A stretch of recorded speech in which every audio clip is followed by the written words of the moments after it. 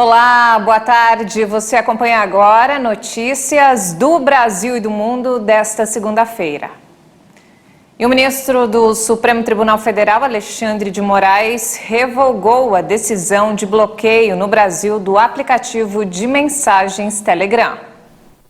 De acordo com o magistrado, a plataforma de mensagens cumpriu integralmente as decisões judiciais da Suprema Corte. De origem russa e com sede em Dubai, o Telegram está instalado em 53% dos celulares brasileiros. E conforme dados do Tribunal Superior Eleitoral, é o aplicativo que mais cresce no país. O fundador do Telegram, Pavel Durov, enviou pedido de desculpas ao ministro Alexandre de Moraes. E entre as medidas já adotadas, confirmou o combate à desinformação e divulgação de notícias fraudulentas. E falando sobre economia, em 3 anos a cesta básica ficou quase 50% mais cara. O aumento do grupo de alimentos essenciais para o brasileiro foi o dobro da inflação acumulada e da reposição do salário mínimo. O custo da cesta básica aumentou 48,3% em 3 anos. O grupo de alimentos essenciais para a vida dos brasileiros passou de R$ 482,40 em fevereiro de 2019 para R$ 715,65 no mesmo mês de 2022. A alta é o dobro da inflação acumulada no período, medida pelo Índice Nacional de Preços ao Consumidor Amplo. O valor se refere à cesta básica de São Paulo, a mais cara do país, de acordo com a Pesquisa Nacional da Cesta Básica de Alimentos, do DIEESE. O levantamento da cesta básica analisou os preços em 17 capitais, todos os meses. Entre os produtos que mais subiram nos últimos 3 anos estão aqueles considerados commodities, como soja, café, açúcar e carne, que têm os preços mais pressionados por causa da cotação internacional.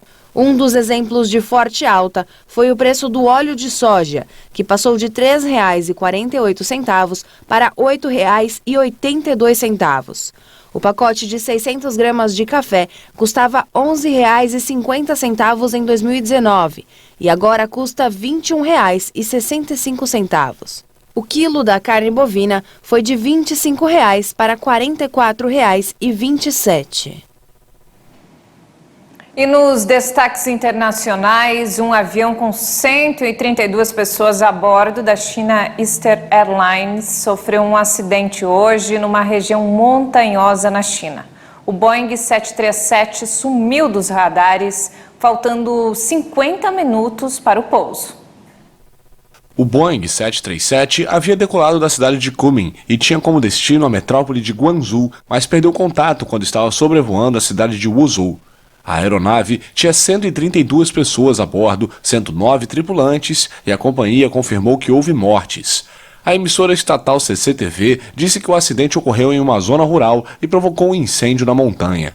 O presidente chinês Xi Jinping declarou estar comovido e pediu uma investigação imediata para determinar rapidamente a causa da tragédia.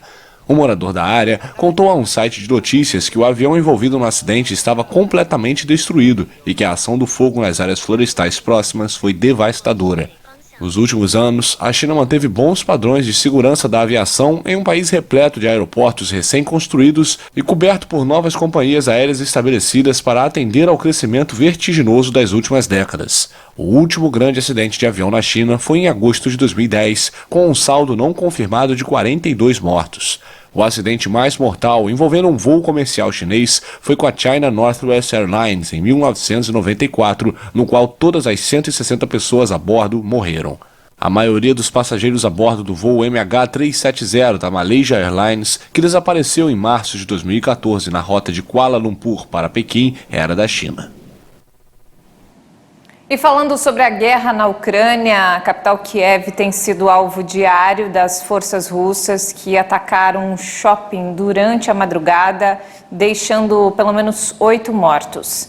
A explosão no centro comercial foi captada por câmeras de segurança. Quase nada resta do novo shopping Retroville, localizado no noroeste de Kiev e atacado pelas forças militares russas na madrugada desta segunda-feira. Uma câmera de segurança registrou, ao que tudo indica, o exato momento do bombardeio, que deixou vários mortos. De acordo com a prefeitura da cidade, 6 imóveis residenciais, 2 escolas e 2 creches nas proximidades do centro comercial também foram atingidos. Metade dos 3,5 milhões de habitantes da capital ucraniana fugiu desde o início da invasão russa em 24 de fevereiro. Nesta segunda-feira, o prefeito de Kiev, Vitaly Klitschko, anunciou que vai instaurar um novo toque de recolher na capital ucraniana a partir desta noite até amanhã de quarta-feira. E a União Europeia classificou como um crime de guerra gigantesco a situação da cidade de Mariupol. O chefe da diplomacia da União Europeia, Josep Borrell, lamentou a magnitude dos ataques em Mariupol.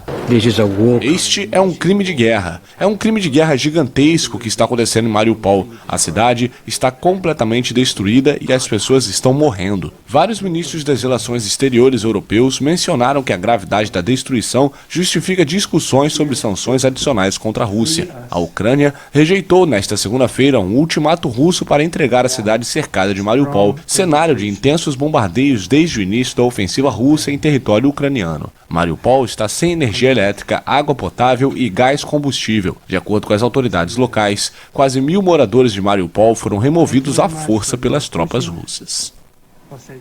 E a equipe que cuida da central nuclear de Chernobyl foi trocada pela primeira vez desde o início da guerra na Ucrânia.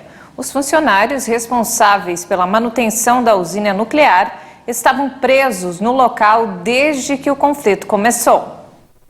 Desde então, mais de 100 técnicos ucranianos que estavam no fim do serviço noturno prosseguiram com as operações cotidianas no local. O excesso de trabalho vinha provocando temores sobre os riscos na usina, que mantém os resíduos radioativos da catástrofe nuclear de 1986, a pior da história. Mas em um comunicado no domingo, a Agência Internacional de Energia Atômica afirmou que Chernobyl iniciou o primeiro rodízio de funcionários desde o começo da guerra. Antes do rodízio, a mesma equipe estava na central desde o dia anterior à entrada das tropas russas na área, o que colocou em risco um dos pilares da segurança nuclear. Funcionários podem tomar decisões sem pressão externa. A Agência Internacional de Energia Atômica ainda não recebe a transmissão remota de dados de seu sistema de vigilância de Chernobyl, embora os dados sejam transferidos para a agência a partir de outras centrais nucleares da Ucrânia. E ainda falando sobre o assunto, os serviços de segurança russos exigiram nesta segunda-feira a proibição imediata das redes sociais americanas Facebook e Instagram no primeiro dia de um processo por extremismo em um contexto de repressão reforçada desde o início da invasão na Ucrânia. O aplicativo de mensagens WhatsApp, que pertence à Meta, empresa matriz das redes sociais, não foi afetado pela medida. A medida responde a uma decisão da matriz do Facebook e do Instagram de relaxar as regras sobre mensagens violentas contra o exército. A Procuradoria-Geral considera que a Meta justifica ações terroristas e quer incitar o ódio e a animosidade contra os russos. Desde o início da invasão da Ucrânia, o governo russo reforçou o controle sobre a informação difundida na internet, um dos últimos espaços de livre expressão no país.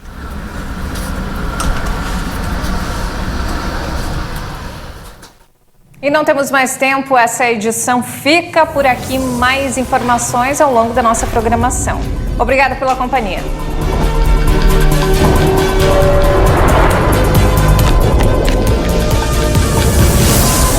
Eu percebi.